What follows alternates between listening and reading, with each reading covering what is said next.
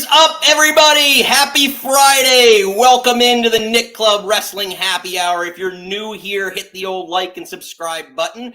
I am one half of your host, Mr. Nick Teodoro. Joining me, as always, is my tag team partner in life, Miss Nicole.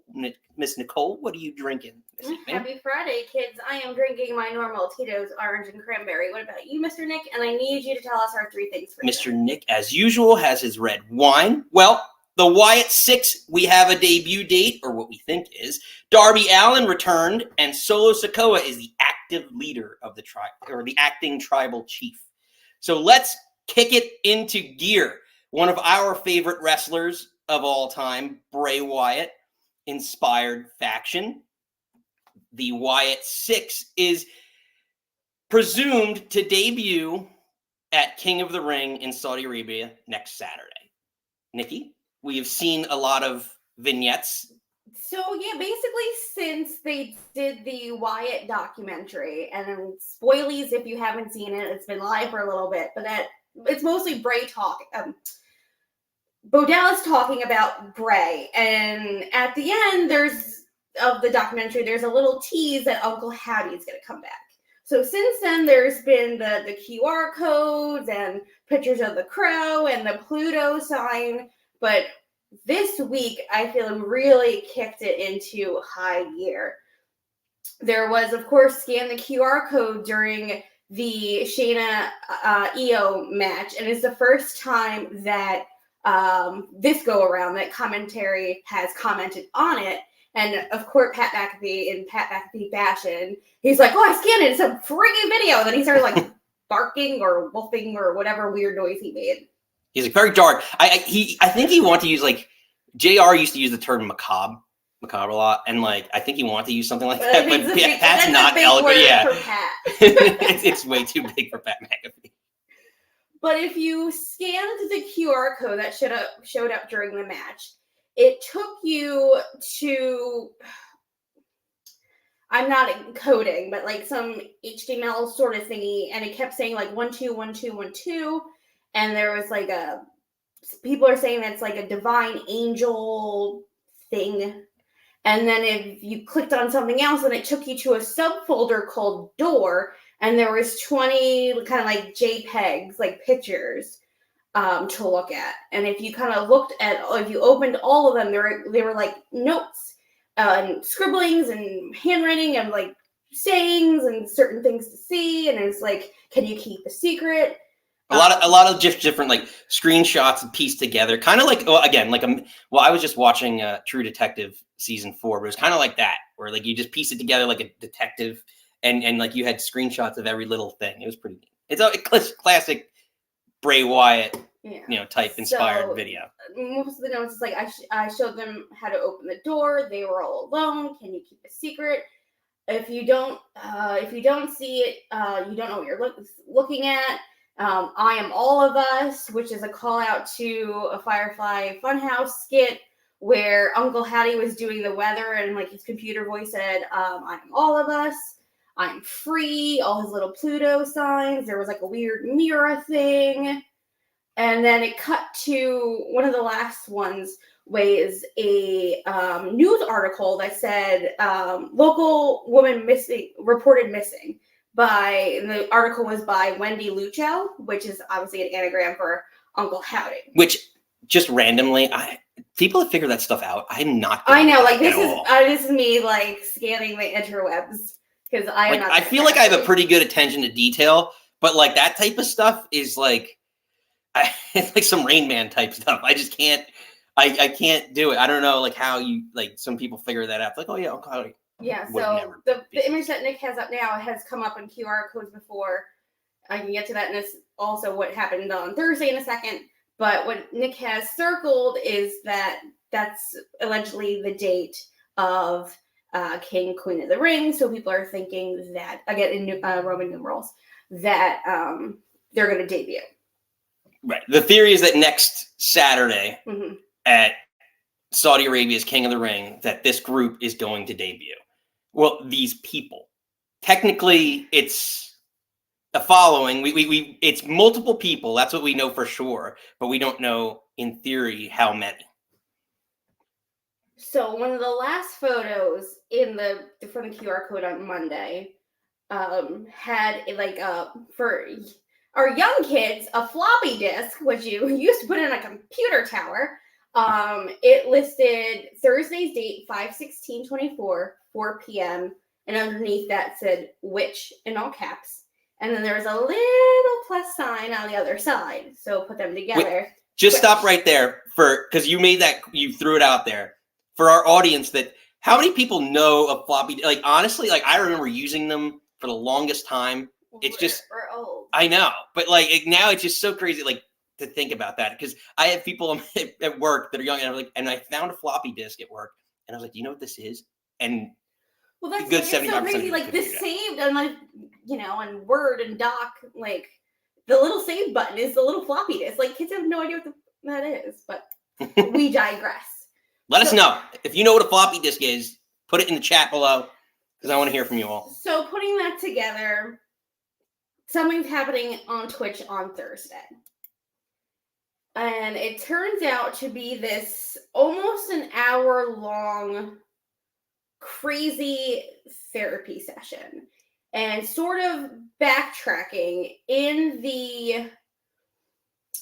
that article that there was a missing woman, the picture is, I believe her name is Rachel somebody. And if you're going backtrack to when WWE had that show on FS1 called Backstage, there was these little vignettes that this woman, Rachel, was being a therapist or psychiatrist.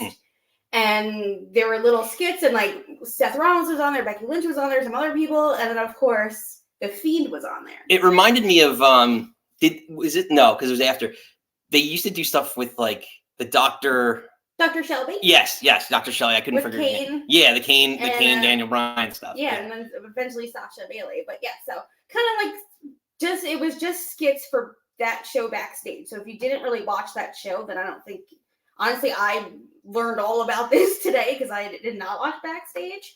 But basically, she was like a psychiatrist. She was trying to connect with Bray and talk to Bray, and then of course spoopy things happen, and then she disappears from her therapist chair, and then like Bray Wyatt's in it. So cut to the Twitch stream yesterday at 4:00. It starts out, again, I watched this whole thing this afternoon. It cuts to a opening of Raw of May of 2016, and Vicky Guerrero is welcoming everyone to Raw and introduces Kane. And if you put your, go back in your mind palace, this is when Bray debuted attacking Kane, which led to the SummerSlam the match. Inferno match. Which is awesome. Like, Bray's debut was great, but in general, to have your first match be like SummerSlam, an Inferno match, like for that character and what he was supposed to represent coming in, it was the best buildup. And again, how many people the first match is that? Is like, yeah, I was saying it being like, it's not just I don't like him as a person, but Kane was such a veteran to come in and your first program with Kane. It's SummerSlam. Was the match that great? I don't know. But again, so it calls back to Kane, and then like all this I can't like the jump cuts and I'm getting not a video person, but all they keep intercutting. Meridian wants to know where you can watch all the Bray. I YouTubed it. I just put like Twitch stream Bray Wyatt, or Uncle Howdy, like it pops up. It's honestly locked up. Like an hour. I give Nikki a lot of credit because I sat with her and I kind of went in and out, and it's a lot. It's a lot of the Bray Wyatt cuts. So it starts with Vicky Guerrero, the Kane thing. Lisa remembers floppy disks as well. Thanks, Lisa. Love you. So then it cuts to this chair with this spoopy mirror on it. And again, in the JPEGs or in the Monday QR code, you see the chair, you see the mirror. The mirror creeped me out the whole time. I kept staring at it. But she comes in and she's like talking to someone. At this point, you're assuming she's talking to Uncle Howdy. No one is talking back to her. You just hear like scribbling. And she's getting up and getting handed like paper. So all the papers that you saw on that QR code is basically what she's reading. Yeah, so she goes through a whole number of papers, and basically him saying like I found my purpose and all like an epiphany of sorts. Yeah, it's a lot of like I set them free, I opened the door, like I found my purpose. I'm gonna let them know. And there's a lot of like he and the jump cuts to a lot to like family. I set them free, the door. So it definitely feels like, which I really love, because in the one part he was like, they were left alone and I set them free, and I was like, oh, like he's talking about like the fun house. He's like, all Bray's kid things were left in the house, and he opened the door and he's letting them back out again. And it's just like when Bray re-debuted, I guess 6 months before he passed, whatever, there was Extreme Rules. Then they had that amazing shot when he like opened the door and came out, and I hope they do something similar to that. I think that's like all the Adore illusions to me is what they're making. So the rumor, so it begs the question. Who will? Because you kind of touched on who will be in the Wyatt Six. So there's rumors of who will be. There's thoughts that due to the connection, Alexa Bliss and Nikki Cross, one or both. There is thoughts potentially that, again, Eric Rowan was signed, so Eric Rowan is believed to be at the Performance Center this past week. I'm not 100% sure of the day, but he was at the PC this week. The other names that are rumored are one of my favorites, Joe Gacy. I know you're not a huge fan. I just hope this makes him interesting. I don't know. I didn't like I liked his whole gimmick. It was like a delusional psychiatrist. Very much potential there. He was on the other side of the Bray Wyatt side. He was the psychiatrist. He was the delusional psychiatrist. And then you have Dexter Lumis as well. And I throw in, because we've seen him, although the talk is that he won't be, Braun Strowman. So question is, who do you want to see in the Wyatt Six? Who do you think will be in the Wyatt Six? Would you have wanted to see Braun Strowman in it?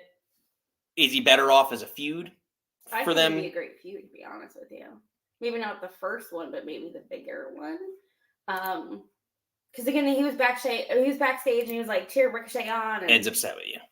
You don't like former CZW guy Joe Gacy. No, it's just, maybe it's just because they did the Grizzled Young Veterans dirty, and I just didn't like them together. I think early, and then I didn't. Add it, Nia Jax, now Joe Gacy. No, Nikki's burials. I'm gonna make some memes of Nikki just burying people with shovels. No, I'm not burying Joe Gacy. No, well, at least it's happy about Dexter. I don't know. I just feel like he was trying to like, I don't know, like, oh, you're snowflakes. And they had like Harlan, what's his face, Parker Boudreaux, which was, I don't know how I felt about that. I think he can talk, and I think maybe under quick cut video. Absolutely, Steve. That's exactly what's going to happen. Nikki's going to have her own cut video of just. I'm just going to put people that she's burying. I have to find a good way. As my editing skills get better and the production value of this show gets better. I think the only person I said I don't like on this show is her. I don't know. Well, Joe Gacy, it's questionable. It's questionable. I feel like there's potential there. You're 50-50 booking him in the Nikki world. If I can finish a goddamn sentence, Nick Teodoro, I swear to God. I think there's potential there. I think he can talk. I just necessarily didn't like everything he did in NXT. Fair enough. I think maybe him and Dijak, that was a fun feud, but is he like my favorite? Oh, I can't wait for him to pop on my screen. No. But I think is this some potential being on main Triple H with Bo Dallas, like with some veterans and better storylines and things that can be scripted and videotaped and edited and played with it, then maybe he can, that's better for him. I'm excited about Dexter Lumis. I like Dexter Lumis a lot. I think him just being that creepy, like silent, like him in the way and him with Indy, like I love that so much going into it. So I think that I would love to see Dexter on my screen. I think he's a good wrestler. I think him and Rowan being that strong kind of silent type, and then having Bo, Howdy, and Gacy being the talkers. Ed, pretty sure HBK dropped the world title because he had the schism knee. I'm not seeing any of the comments on my sticky notes up. And then I think I'm assuming, like, I know Alexa Bliss said that she was like working out again, like she had the baby in December. You know, like Carmella had her baby first, and like Alexa was like right after, but she said she was training again. I would love to see. I love again Nick Club, love Nikki Cross. For her to be like kind of like unhinged, like how she was in Sanity back in NXT. I think to bring that back, I think it'd be fun. Like I wasn't in love with her, Nikki. I don't know if I want to see two. I don't know, two sisters Abigail. I don't know. Yeah, but it doesn't Pick have to one be or go. sisters. Well, It doesn't have to be two. Like, you think like Alexa would be like Queen Bee, and then like Nikki would kind of be like her lackey, sort of like when they were tag team champions. no, I think that diminishes her too much. I don't like it. Maybe there can be two strong females in a faction, Nick. No, it can't be. So that being even on Ladies' Night of All. On Ladies' Night. But we've got plenty more to discuss. So let us know. I don't know. Who do you want to see in the Wyatt 6? In the comments below. Chime in. Join the discussion. As we get to our mid-card topic of the evening. Ladies and gentlemen, on Wednesday evening, in the closing segments of AEW Dynamite, stemming from a New Japan-ish storyline to some extent, the Young Bucks actually went over to New Japan during one of their pay-per-views and actually attacked. It wasn't a New Japan Strong show. So Global Resurgence. Yeah, so it was stateside. But they went to a New Japan show regardless. It was a New Japan show. Ed. They took out Nikki's favorite, Eddie Kingston. My Eddie. And opening up a spot for Team AEW, air quotes. And after a match, brutal beatdown, we see a returning Darby Allin, ladies and gentlemen, to fill the void of Team AEW. We talked about this last week about who would be better suited than Bryan Danielson and Eddie Kingston and even FTR, who weren't true homegrown AEW guys. And we come to Darby Allin, who cannot be killed. Oh, baby. PCO may have the gimmick going, he's not human, but what's it? Breaking ankles, getting hit by buses. Like, so... Through glass. Broke his foot, couldn't go on his Everest excursion. He wanted to climb Mount Everest, can't. Then got hit by a fucking bus in New York City. You can see, like, I don't know if you can tell, but you can definitely tell, like, on his nose, he's wearing, like, a nose brace cast thing, because he got hit by a bus. See, like, I couldn't tell when you tell, I guess that's the value of wearing face paint. You can tell, like, that's not a normal nose. That's not what his nose looked like. True. But, the white makeup kind of helps. No, it doesn't. Just, you can tell. To me, I don't know. So he has a fucked up foot, broke, like his nose is messed up, got hit by a bus. But let's be in an Anarchy at the Arena match. Like Tony has no other toys in the toy box. At least it makes sense because he's a pillar. I feel he's AEW original. Makes sense that he's like, I gotta defend AEW. I don't care that I'm messed up. Boo boo boo. But it's like, you got nobody. You have to. It's like same with Daniel Bryan. It's like something happens. Like Cole got injured and MJF got injured, so let's bring Bryan Danielson back. Oh, by the way, during this whole beatdown segment before he came in, so the Elite come out and they're beating the hell, obviously, out of Dax, who's already just lost the match. It was a Continental, they call it Continental Classic title. What's it called again? Yes. One of the 47,000 titles. Well, I call it a Crunch Wrap, but same thing. Yeah, Continental, Intercontinental, Continental, European 24/7 title, whatever it is now, against Okada, loses to Okada, and then gets beat down. I'm thinking then Roddy's belt is that's the not a Mid-Atlantic. What's Roddy's belt? Because it's two different. Man. Like didn't Eddie have both? I can't. No, hold on. Comments. Let me see. Someone's gonna correct it. No. It's a number 7 on the Taco Bell. Man. Yeah, there's two different. So the belt that Okada has is a belt that they had that weird try to be like a G1 Climax tournament. That's that belt. Yeah. And then Roddy has that international belt that he took off OC. Right. So but in my brain, I crosswire them all. So in the match, basically, it was setting up the Anarchy in the Arena.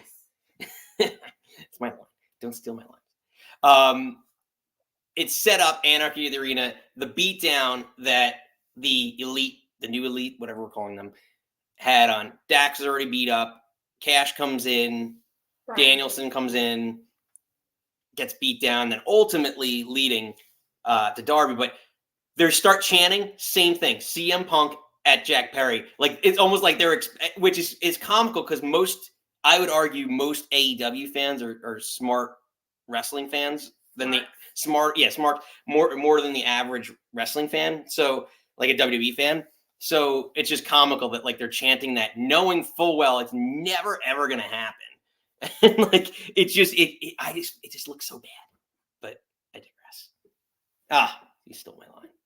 Any thoughts? No, like what are your thoughts on? Well, Emperor, what about Ricky? And I said that last week, but I think Ricky has been tweeting that like that people are like, why are you not on TV? He's like, well, it's not my decision. So I think they're just waiting for him to, I don't know when his contract's up, but as soon as he can go, he's going to WWE for sure. But and then also the post-match promo from the Good Guys, Darby was saying when I believe Dax hit Okada with the superplex or whatever, not the standing, whatever, when he did the suplex, the beam of the ring, because Darby was underneath the ring, the beam hit him in the head and he thought he got knocked out. And that's something he's like, I'm going to the hospital, guys. I'm like, no, I love Darby. Yeah. I don't want him in this match. He's like the size of my leg. Like, give him some time to recuperate from all the crap. He's AEW's Mikey Whipwreck. It's like, but they're going to give him more of a push. And he's injured immediately. I'm like, I don't. But then again, like, I don't know who else I had. Like, or Jeff Hardy. Like, I think OC would be Jeff good because he feels like a homegrown guy. But like, who? Orange Cassidy. But like, he's intertwined in other stuff. Like, I don't know who's a homegrown. He might be turning heel now. Who knows? No, I don't want him with Callis or Motley. That makes me so upset. But, I don't know if there's someone that's on that. Maybe this is just Darby. Like, who's like that upper mid card level that's AEW Ridge that would make sense in that match. And if you don't have someone, then shame on Tony Khan. Unless he's trying to do, are they going to do a double Anarchy in the Ring, like wait and then like eventually finally get an Elite Four that actually are good enough to overtake them? The pay-per-view is next weekend. No, I mean like this is the first, and then eventually like a year or whatever it is, 6 months from now, it's like their fourth is Hangman, and I mean like Darby and Hangman would have been more realistic. Yeah, but Hangman was going on that heel turn spree. Just hire Jinder, yes. Yeah, but if Hook's leaving, there's no point. We'll see. I don't know. It's going to be interesting. We'll see. Again, that's going to be part of our crazy weekend that we have coming up. Next weekend, we're going to have 2 shows. Our normal Friday, again, we're here Fridays at 6 every Friday. Next weekend for Memorial Day weekend, there's a lot of wrestling going on. So next Sunday at 5, we're going to recap King of the Ring and do a little preview of AEW, Double or Nothing. So get ready for that. The other thing is big fun news for this weekend. We are trying some new things out, taking the show on the road. Half of us. Nikki has to tend to the bar and our fur baby Jackson. But sick. Yeah, he's been having a rough go of it with his tummy lately. But regardless, we're going to make an appearance, or I'm going to make an appearance, and trying to broadcast live tomorrow. Mark your calendars from 9 to 11 a.m. and Sunday from 9 to 11 a.m. at Wrestle Show, New Jersey, in Hazlet, New Jersey. We're going to be at the Hilton. Hopefully, they have great internet there, and we'll be able to simulcast, have Nikki call in and tend to the bar. We're hoping to get some guests on the show. So you never know. We never know sometimes who's going to show up to happy hour. So mark your calendars, get ready, set your notifications. That's going to go out later tonight. Day drinking, kids. You don't have to. Again, you can drink alcohol. You can have mimosas if you'd like in the morning. I will be there probably having a soda to get some caffeine in me. But make sure you mark your calendars. It's going to be a fun time tomorrow. So Nick's going to have a little nook of sorts somewhere. You married this. So I know. Shame on you. What does it say about you? I don't know. I really don't know what it says about me. Steven knows. In scenic Hazlet, exactly. So scenic. So, brings us to our third topic of the evening. There is a new active tribal chief. Solo Sikoa is now, according to last Friday's SmackDown, which he told Paul Heyman so eloquently, that even though Paul has not spoken to Roman Reigns, Solo, in fact, has. And until Roman returns, Solo is the acting tribal chief. Nikki, I refer to you. I loved this, and I texted Nick last night. I was like, topic for the podcast next Friday. I love this. I love, like, not that no one knows this, but Paul Heyman, Chef Kiss, like, obviously a pro, obviously a legend, obviously a Hall of Famer. His reactions, just everything about Paul Heyman made this, and I know, was it a great necessarily promo from Solo? I feel like he does need a lot of work, and I feel like Heyman helps him, but I really did just love this. So Heyman comes in and he's like, I'm Roman's wise man, and Solo was like, you lied. Like, you pulled him from the draft, and we got drafted third when we should have got drafted first. And he's like, why are you trying to take money out of my pocket? You trying to take food out of my kid's mouth? And he's like, what are you trying to do? And Heyman's like, no, I'm the wise man. I protect Roman. I protect the family. And then he was like, well, you haven't spoken to... So just to confirm, was Heyman that pulled him, or was it Solo? Because I feel like... Heyman pulled... He said it to Nicole this 2 weeks ago. Heyman pulled Roman. And he's like, well, and then Solo was saying that backfired on you because now we got drafted in the third round when we should have got drafted first. And he was like, you haven't talked to Roman since Mania when he lost our belt. Right. And then he goes, well, I have. And then Heyman was like clutching his pearls and saying, he's like, until he comes back, I'm in charge of the bloodline. I call the shots. You'll be my wise man, orders of the tribal chief. And then he does this the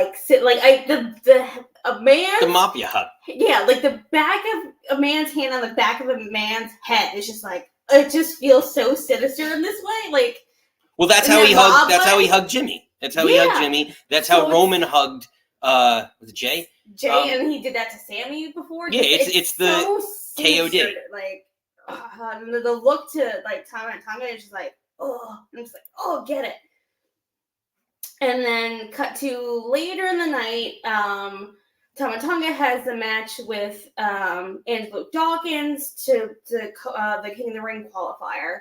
And then, of course, Solo and Tongaloa take out Montez Ford with the Samoan spike. They all get into the ring. They're beating up Dawkins. Solo hits Dawkins with the Samoan spike, and they all put up the ones. So they all put up the ones, and you see like Solo's head snap back and look at Heyman, and Heyman's like, "It's up! I have the ones up! Like we're doing it!" And just like Heyman just sells it like he's terrified of Solo, and I think that does a lot for Solo because there's just rumors last week. I don't think we touched on it. That people were worried about Jacob Fatu coming in and taking away from Solo. I heard that. When Roman wanted Solo to be like the guy, so I feel like Heyman being so terrified of Solo is helping. I don't think that jacket helps him remotely, but I think it looks pretty badass. I like Solo a lot. I liked him in NXT when he was the street champ, and I've liked him this far. I want him to do well. I think some respect. I'm excited about this. Like, I immediately texted you. I was like, "Oh my god, we need to talk about this." Yeah, and I think I don't know if we can get to this next week, but like, it feels like a Tama and Jay final. Yeah, I don't know how that's gonna work, and we love our Gunter, and I should be Gunter, but like, ooh, if how you want that storyline to go, it feels real spicy and real exciting to me. So yeah. It's really, I'm excited to see how this all plays out. Again, Tama's father won King of the Ring. Kaku. So it could further the whole bloodline storyline. So it could be a really exciting, next phase of this. So, and, the whole royalty aspect of it and how they kayfabe. Yeah. So phone lines are open. So we're going to open up the phone lines. Again, you never know who's going to show up. And we had this idea. Well, Nikki had this idea a couple weeks ago that when we have guests on, our first female guest, we should call it Ladies Night. So ladies and gentlemen, our first official guest on the Nick Club Wrestling Happy Hour for Ladies Night, Miss ZOEY SKYE. ZOEY, welcome in. Oh, surprise. Hey guys, how's it going? Good, how are you? Not bad. I'm a mess. I'm on the road traveling. I just got done at the gym, so I'm in my car. This is how you get me today. No, we appreciate it. We appreciate the time. So I noticed you're driving. Are you on your way? I know you're going to be part of Wrestle Show New Jersey. Are you on your way? Traveling here as we speak. Yeah, I actually am. It was a long drive. I didn't want to have to leave at 2 a.m., so I figured I'd make the trip today, and that way I'm there first thing in the morning. I'm there bright and early. So yeah, I am on my way out to New Jersey now. Awesome. So, Nikki, we like to do ladies first here. So, Nikki, first. I let my wife here take it away. So my first question is always like, I'm so interested to know like what got you into wrestling. Was it like a match or a wrestler or a pay-per-view that you saw that or like, oh, I need to do that forever? That's my thing now. Yeah, it's so funny. Like growing up, I loved hockey. My mom had season tickets to Pittsburgh Penguins. So every home game, she would switch between taking me, my brother, and my younger sister to a game, and I was in love. And I told myself, this is what I want to do. Well, and then I found wrestling, and I still love hockey by all means, but I never committed to learning and playing the game besides, in my driveway at home. So when I found wrestling, I was just intrigued. The characters, the stories, the people. Of course, back when I was watching, it was like the Divas era. The ladies just did bra and panties matches. It wasn't anything crazy, but I was fixated with guys like Shawn Michaels, Triple H, Undertaker, Chris Jericho. The list goes on and on. And I was just like, man, I don't know how, but that's what I want to do. It took until I was 18. I was in the military. Just sitting at home one night, and I saw a local company on TV, Cleveland All Pro Wrestling, ran by JT Lightning, and I was just like, whoa, I can go somewhere and train and actually do this. Yes. So I went and checked out a show after a weekend drill because I was in the reserves. So I did my weekend with my unit and literally caught the last match of the show. Chris Hero and Claudio Castagnoli, main event, literally walked in uniform and was just like, I got to do this. So, as they say, the rest is history. I started training not long after that with JT. Eventually, Johnny Gargano took over the school. And now here I am 17 plus years later, literally living my dream. Oh, that's awesome. Yeah, it's always nice to hear everyone's unique story on how they got there. So we're talking with ZOEY SKYE. We have to give a shout out to our friends at DNS Wrestling Collectibles who are sponsoring this interview in this portion of our show. They're actually going to be here with you're going to be there tomorrow at Wrestle Show New Jersey, yes. Right? Signing on from let me just get the time right here. So it's from 10 to 4. If you're in the area in Hazlet, New Jersey, you want to come out and meet ZOEY, hang out with us all here, feel free to come on down. So yeah, ZOEY, I guess take us through, what was that like again when then Johnny takes over the school, what you're just starting out, what is that journey like, breaking in, getting booked and everything like that, as you start out? Yeah, so I am not a very outgoing and sociable person. So for me, going to training, even though there may have only been anywhere from,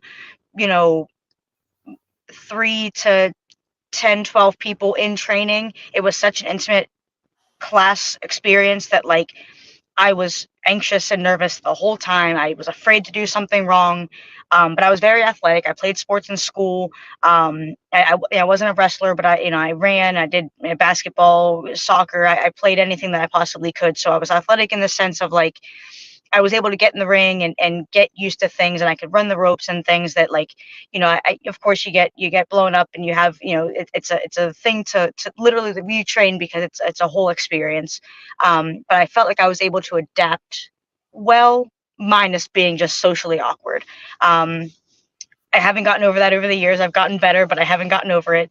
But it was one of those things where it was like, okay, I just want to learn and absorb as much as possible every time I'm here. I still was super nervous about going to training every single time. So every class, no matter how many or how few were there, it was just like, okay, it's me and the guys. I want to fit in and I want to connect, but I'm going to sit in the corner until it's my turn to do a drill or to do something. And that carried on even after I got through training and would go to other schools and sit in and just, instead of me participating in class, still being a student, still learning, still not being booked, I was still too nervous to get in the ring in front of people I had never met now. So I would sit and I would just watch everybody and I would learn in that way. And I'm very much a visual learner as well. So that kind of worked. But it was one of those things where, it took time to learn and adapt to training and just being a people person in that sense. But then to get bookings was a whole nother story. Thankfully, in a way, I came in at a time there were not very many girls around. Myself, Sassy Steph, we probably wrestled each other hundreds and hundreds of times over the time that we started to her retiring, just because there was nobody else around. Her, Brittany Force, Jessica Havoc, Nevea and Madison Rain in their early days, but they were still far enough away that people didn't bring them up to my area. So I wrestled guys more often than not. And because I was one of very few girls, I did easily get booked. I didn't have to reach out and make contacts as much as, say, I would now, because it was just, hey, you're a girl, you're local, we want you. And I would be booked multiple shows every weekend, anywhere from 2 to 4 shows a weekend, Friday through Sunday, every weekend for months, because it was just easy. Plus I wrestled every Tuesday at a local bar in Akron, Ohio. So it was like I was constantly being able to be booked, and it was nice, but I never got to learn that connection and how to put together like a resume, so to speak, and put together information to put myself out there, because it just came to me. So over the years I've learned that. So it's great to know, but it's one of those things that I harp on people now, that I'm like, no, get your stuff together, reach out, because it's easy for people to reach out to you, but it doesn't happen like it used to. Like, you have to put yourself out there, male or female, to get yourself out. Right. No, absolutely. And actually, it kind of bleeds into. Nikki wanted to ask you a little bit about wrestling, wrestling different genders. Because again, also watching in the Divas era, it's so hard to just see like the stupid panty matches and whatever, and like I'm just gonna like slam your head into your big hair into the mat. So sort of like, obviously women's wrestling's come so far, we're actually wrestling, which is so exciting. And I don't want to be like that cliche, like, oh, what about the women's revolution? But like, sort of like how you feel, how women's wrestling have come so far in the past couple of years. And I feel like obviously being, to me, more respected, or, actually looked at more than like, oh, you're, in a little skirt, and actually doing fucking moves. You're right. Like, it's one of those things where, like, I don't ever want to downplay what anybody has done. That if I was around and when I was watching wrestling growing up, and if that was still how it was today, that probably would not be for me. I don't cover up entirely, but I'm more covered up in my in-ring attire than most girls. I don't flaunt things. You can see this is me. I don't do my hair and makeup on a regular basis. I get up, brush my hair, and I'm always busy. I'm on the go. But I'm not, the girls that had to do the bras and panties matches and such, like, yeah, they had minimal training and it was all just for show, but that was the time, so that's just what was kind of there and expected. Again, I won't be negative toward them. That's just what it was. They got paid to do that. That's what they said, yes, I'll do it. So they did that. But it's definitely evolved and changed so drastically. It's so funny because Jessica and Havoc and I were just talking about this last week, about how so many people and girls are saying, oh man, I wish women's wrestling was showcased more, and I wish people understood what we go through. And I was like, not to downplay what people are dealing with today, but boy, where were you 10, 15, 20 years ago? Yeah. You don't understand how much things have changed and how much women's wrestling is being showcased. We literally have all women's events consistently throughout the United States, including on big platforms. AEW or WWE did the Mae Young Classic for a couple of years. It's a bummer that they didn't do that anymore, but look how many females, regardless of their independent background or not, look how many girls are signed to top companies. And then how many other females are on the indies on a constant basis that are still just going left and right, just booked everywhere, then overseas and so forth. So it's one of those things where it's it's evolved, and there's always ways for things to be evolved, evolve into something better and more positive. And I feel like for the most part, we're still continuously making those steps. So as long as everybody's just enjoying what they're doing and putting in an effort to better themselves and a better just professional wrestling, women's wrestling will also continue to evolve and grow because of that. Well put. So we have one of our listeners here, Lisa, is chiming in with one of her questions. She wants to know, what was your greatest lesson while training to become a wrestler? Oh boy, that was a long time ago. I got hit in the head a lot. Let me think. It's one of those things where, JT passed of cancer years ago now. So when Johnny took over school, it was because JT wasn't able to come and train us on a consistent basis. But every time he came into the school, which was usually once a week or so, but every time he would come into the training class, or he would happen to be at a show that I was on, even if I had a very minimal role, he always made sure to pass along knowledge. And it was always just, I felt like even though he was very badass and had a very intimidating presence, he was always sure to, he'd still crack a laugh and he'd have fun. He was very professional, very businessy, but he very much wanted everybody to be better. So it's like I'd say the greatest lesson as a whole is just to go be a fun, good person, but help everyone. If I'm helping somebody, they can also help me. I'm telling people all the time, I'm constantly learning. Again, this comes from training as well. Like, you're told you should always be learning. And there are girls, I just wrestled a match with a girl. She's only been in the business, like wrestling matches, for a few months.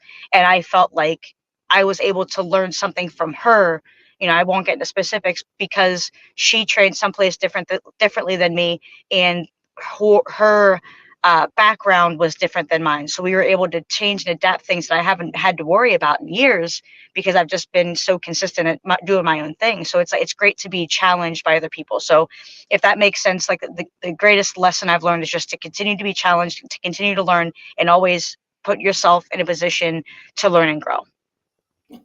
Absolutely. So you've been in a lot of, your different promotions over the years. Does one stand out for you that you felt like, you kind of took it to a whole other level? It really just worked for you and your character, or is it just all kind of, just different experiences that have blended into your career?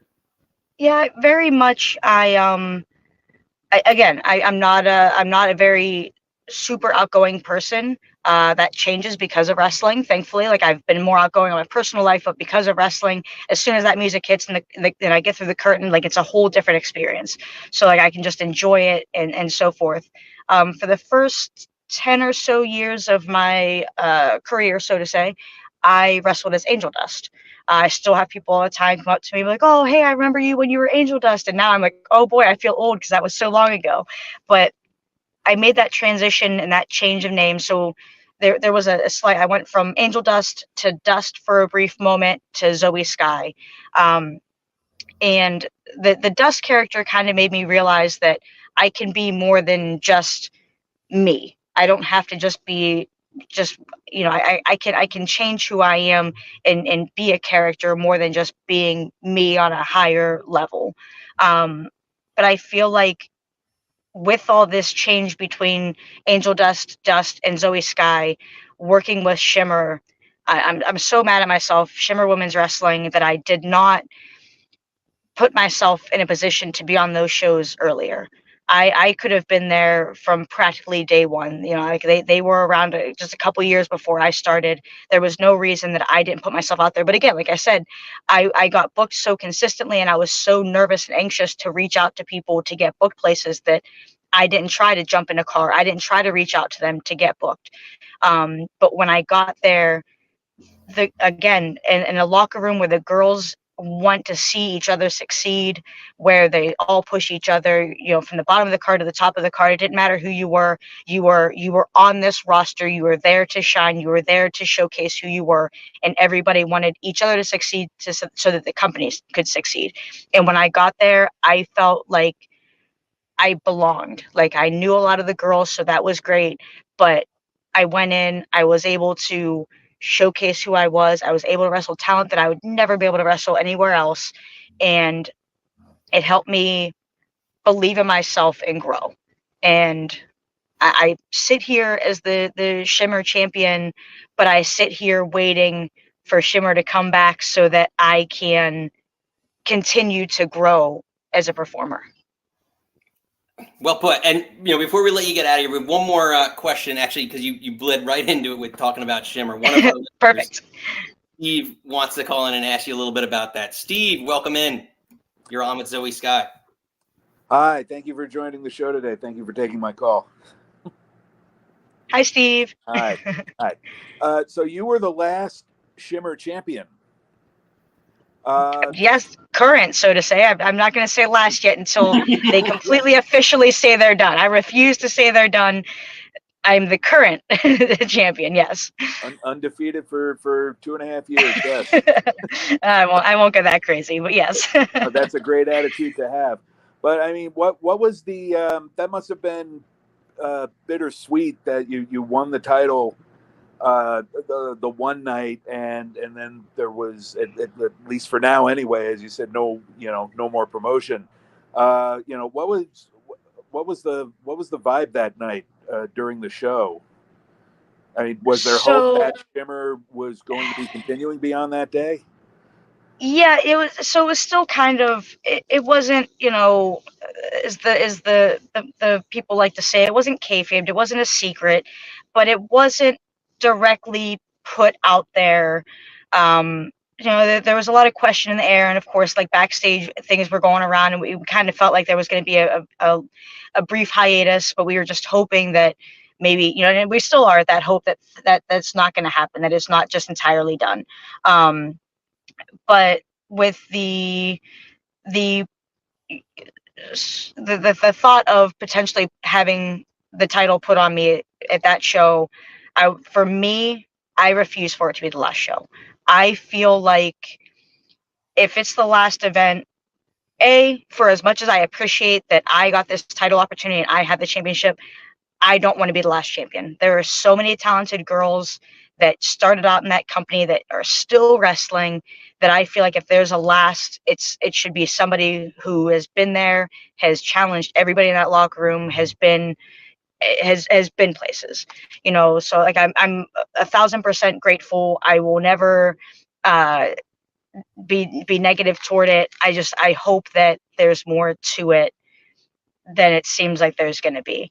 But I'm very grateful that I was given like the faith to be like, hey, we're going to put you here because we feel you deserve this. So just to get up to that point, to have a main event match, let alone have a championship match, and then carry the title, regardless of what the future holds, I'm very grateful. And again, we just really hope that maybe things will change in, months or even years. We can at least have one big Shimmer reunion, and I can at least get a title defense. Well put. So we talk about your last Shimmer match. Let's talk about, before we let you go, what do you got coming up? I know you have a match this weekend or tomorrow that you're prepping for. So take us through. Where can everyone find you and what's going on? Man, I can hardly keep up with myself right now. Yes, tomorrow I'm with the Warriors of Wrestling. I have a triple threat match. That was kind of a last minute thing. One of the guys had to cancel, and since I was in town and they wanted to fill a spot, thankfully, that's kind of been my rule through a lot of my career. Is just I'm in the right place at the right time. I'm a great last minute fill in, but I feel as though because of that, I can get in the ring with anyone and share experience and share knowledge with anyone. So it's great. It's great to be able to be counted on for stuff like that. I wrestle for the Midget Wrestling Warriors. We have a lot coming up. I know we're in Indiana at the end of the month. I know next month I might be here and there doing some stuff for AEW, more Midget Wrestling Warrior shows. I'm just kind of here and there. So the best way to kind of keep up with where I am as I post things is, my social media, Facebook, ZOEY SKYE, Twitter and Instagram, ZOEY SKYE Pro. I don't post much in terms of where I am on my website, but my website has all kinds of merch and cool stuff going on. Shop ZOEYSKYE.com. So that's how you can find me. Social medias, and then the website has the email for a direct contact. So anybody can hit me up there or see where I'm going to be through those. Awesome. Well, if you haven't already, make sure you follow Zoe. Zoe, we can't thank you enough. Have safe travels to New Jersey with this rain that's coming, unfortunately. So drive safe as you come east. Yeah. So thank you, and I hope that I appreciate you guys having me on. I really appreciate it. This was fun. Thanks for coming. Thank you so much. Take care, Zoe. Ladies and gentlemen, ZOEY SKYE. As again, you can find her tomorrow. She will be at Wrestle Show New Jersey in Hazlet, New Jersey. DNS Wrestling Collectibles are sponsoring our segment. Thank you again for them for having us out. We will actually have Dave from DNS coming out tomorrow. We have our simulcast tomorrow, which again, if you're coming out to see Zoe, come out and say hello. I'll be there. Have Nick's little nook table. I'm getting that over. I'm getting it over. Oh, Lord help us. But there's tremendous, not only is Zoe going to be there, but you can see a tremendous amount of superstars are going to be at the show tomorrow. You got Billy Gunn, Devon Dudley, Bubba Ray Dudley was just added. I did this graphic a little too soon, but Bubba Ray Dudley is going to be on it. You have the Waynes, Luchasaurus, a lot of AEW folks, as we mentioned. So just a tremendous amount going on. If you're free this weekend, come on down and hang out. So if you can't make it and you want to just listen in, we're broadcasting live, streaming tomorrow. We're trying to go live at 9 a.m. to 11. It's a long day. We're trying to do the same thing on Sunday. So we're going to have some fun at the show. We're going to have some fun this weekend. A lot coming up. I'm going to start posting the stream. It's not posted yet, but keep an eye out. But you all know because you're live. We have a bunch of new listeners that came in. So if you're new here and you haven't done so yet, hit the old like and subscribe button.